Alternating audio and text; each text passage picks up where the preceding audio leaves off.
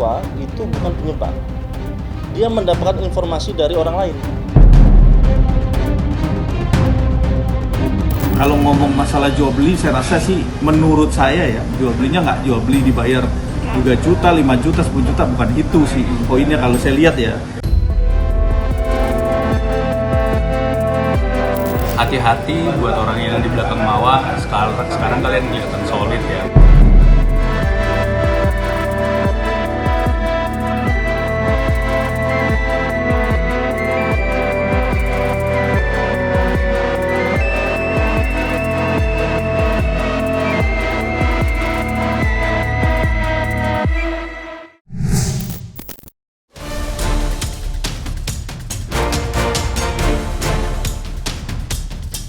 Aksi tegas akhirnya diambil oleh pihak Wardapina Mawa.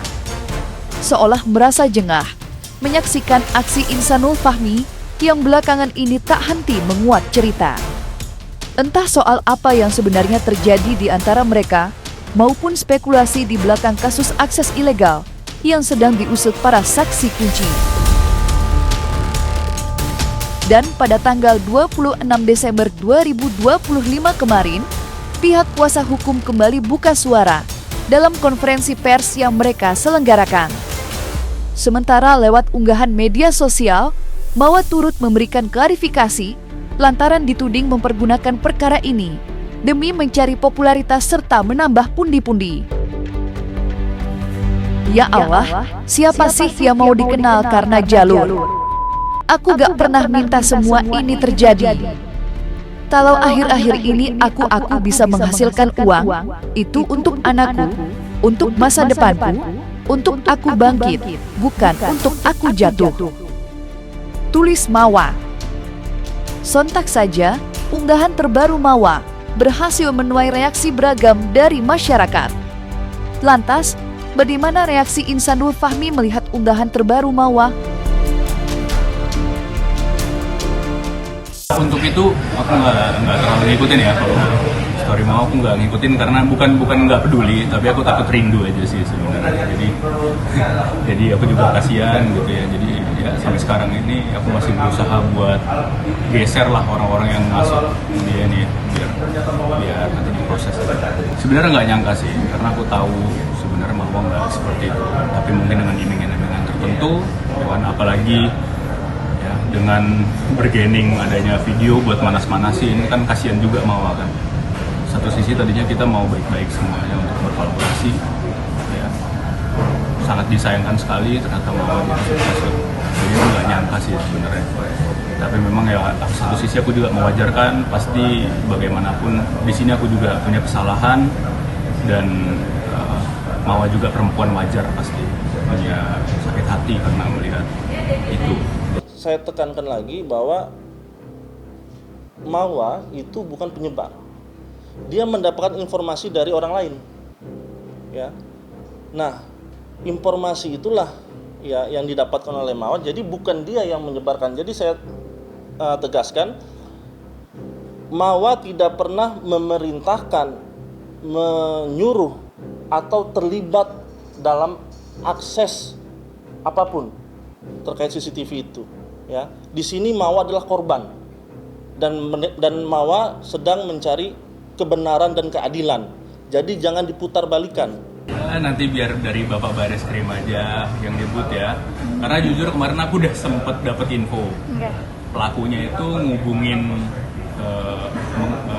si saksi kunci, dia ketar-ketir, dibilang dia jangan sampai gue ketangkep katanya. Jangan sampai gue ketangkep, kalau gue ketangkep gue seret-seret lu dan orang-orang yang lain.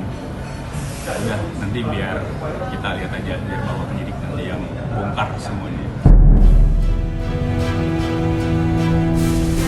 Seraya berguirnya upaya mengusut tuntas kemelut hukum dugaan akses ilegal rekaman CCTV Inara Rusli, pihak Insanul Fahmi justru mendapatkan sindiran cukup pedas dari pihak kuasa hukum Mawa.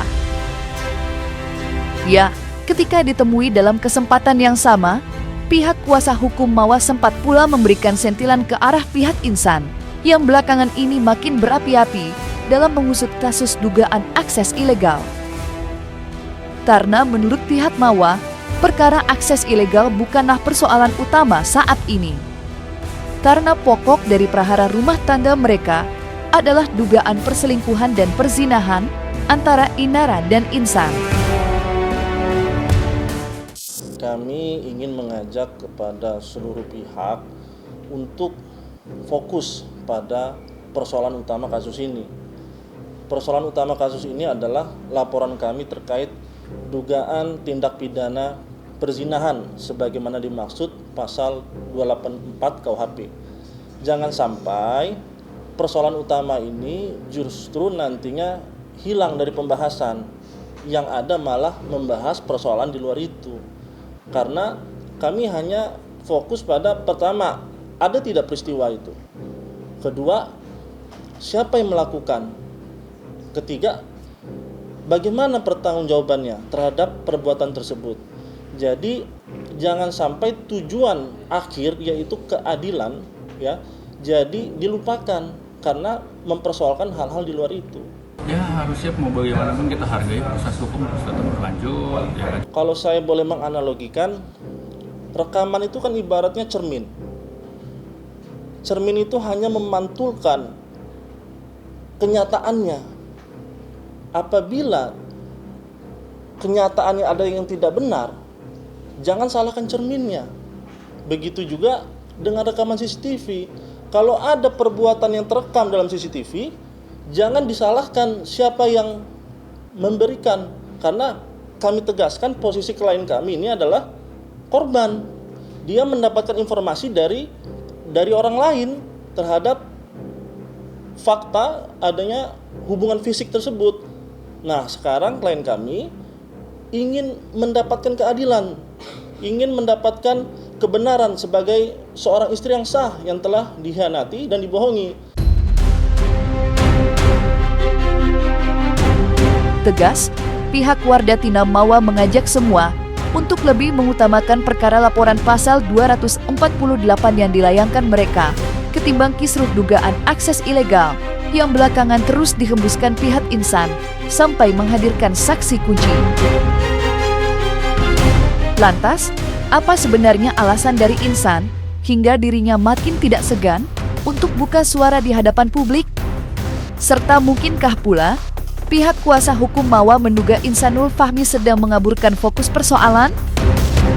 Kami tidak bisa menyimpulkan seperti itu, tetapi yang jelas jangan sampai terkecoh dengan isu-isu yang berkembang belakangan ini. Kita fokus pada kasus perzinahan, itu persoalan utamanya, ya.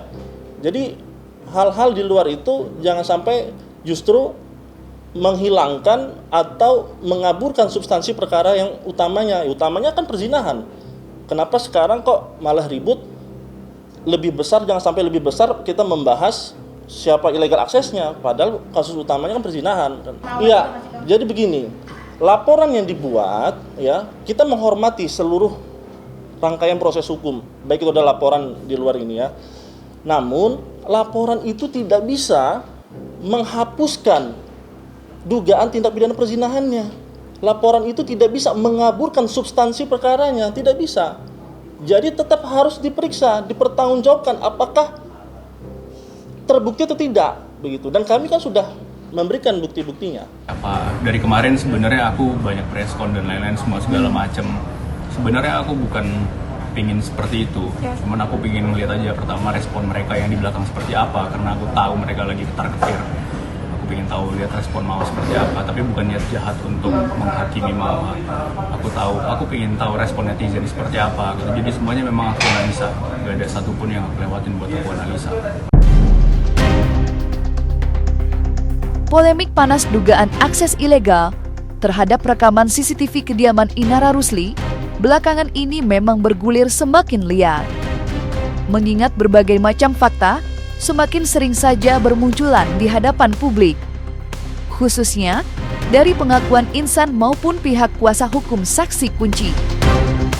Sampai-sampai muncul dugaan mengaburkan fokus perkara seperti apa yang baru-baru ini dihembuskan oleh pihak kuasa hukum Warda Tina Mawa. Terkait kemelut itu, Tommy Triyunanto selaku kuasa hukum saksi serta pihak yang dimintai masukan oleh Insan lantas buka suara dan memberikan penjelasan dari perspektif praktisi hukum.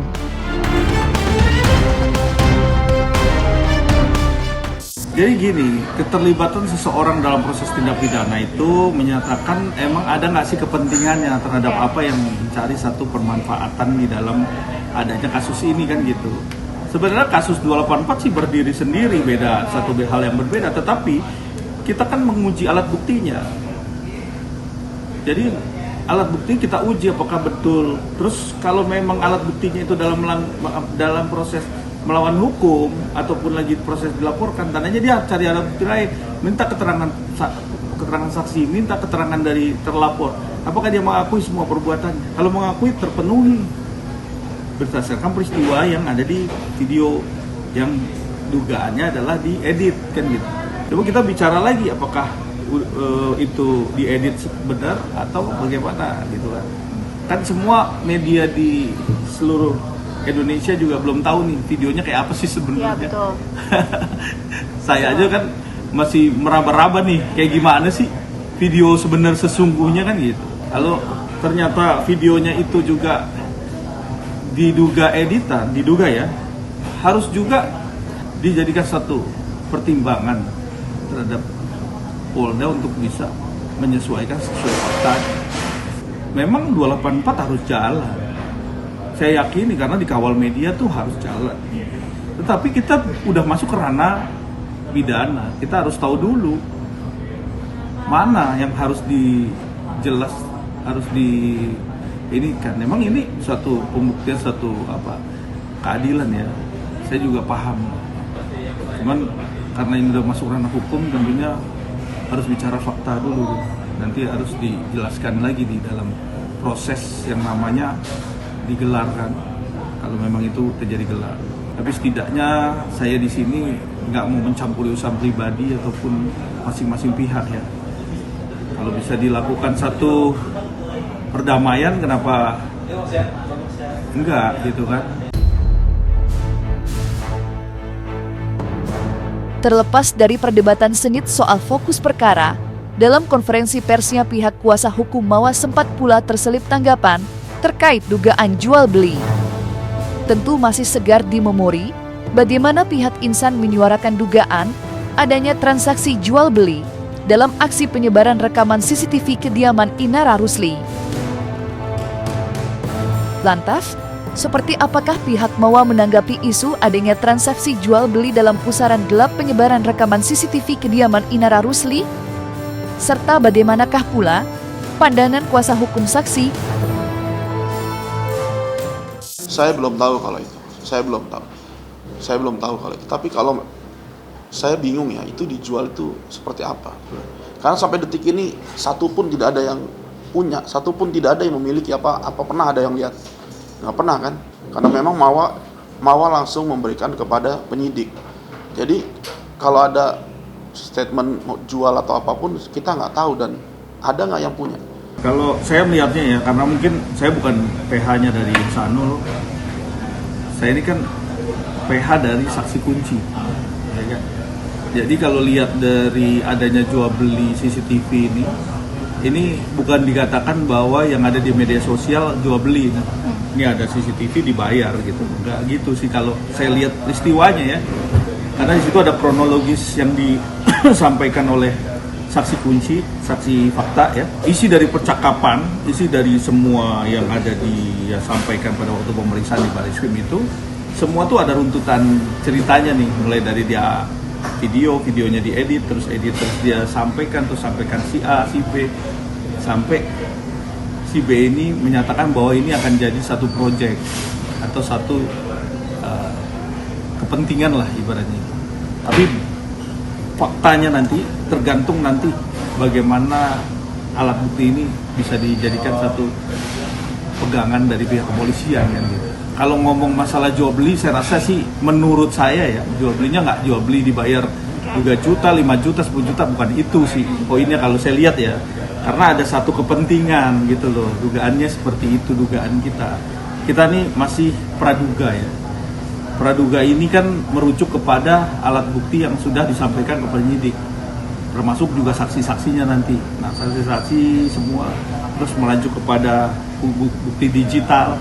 Kan ada bukti WA, bukti percakapan transkrip dan lain-lain, itu kan ada buktinya. Tentunya ini nggak disebarluaskan tapi buat kepentingan proses penyelidikan. Jadi itu sih poinnya, masalah jual beli yang saya luruskan seperti itu. Sementara itu, keterlibatan Mawa dalam grup percakapan yang disebutkan Insan juga belum dapat dipastikan kebenarannya. Seperti diketahui, belum lama ini Insan telah membagikan sebuah potret tangkapan layar yang diduga memuat pemufakatan jahat rencana penyebaran rekaman CCTV. Sebuah spekulasi yang sontak melebar kemana-mana hingga menyeret nama Mawa. Menanggapi itu, pihak kuasa hukum Mawa pun sudah membantah dengan tegas. Karena bagi mereka, rekaman itu jatuh ke tangan Mawa atas pemberian seseorang, bukan lewat persekongkolan. Lantas, bagaimanakah reaksi Insan terkait itu? Mungkinkah tekad Insan sudah bulat untuk menyeret Mawa ke dalam jeratan penjara? Justru aku bersyukur kalau Mawa tidak terlibat, alhamdulillah. Justru biar orang-orang yang di belakangnya aja yang biar kita proses ya.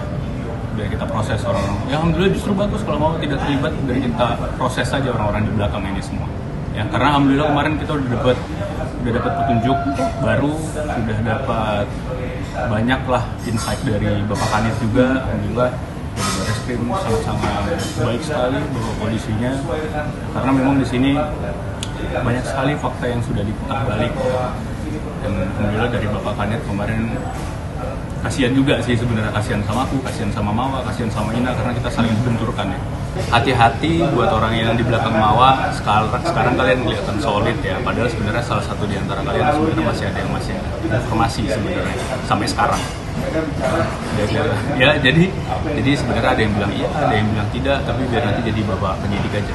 Masih dugaan sih, tapi aku yakin sebenarnya Mawa itu orang baik sebenarnya. Kalau nggak dihasut-hasut kayak gitu, dia nggak bakal kayak gitu sih menurut aku. Itu sudah materi penyidikan. Jadi Kita sudah sampaikan itu. Sudah sampaikan. Kita nggak bisa, udah materi penyidikan itu. Tapi kan yang jelas Mbak Mawa itu bukan yang menyuruh, bukan yang terlibat dalam proses akses tersebut. Jadi tidak, memang Mbak Mawa itu diberikan informasi dari orang lain.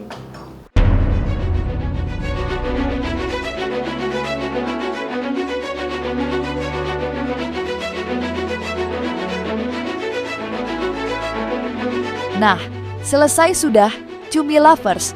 Jangan lupa untuk like, subscribe, dan juga share channel YouTube Cumi Cumi.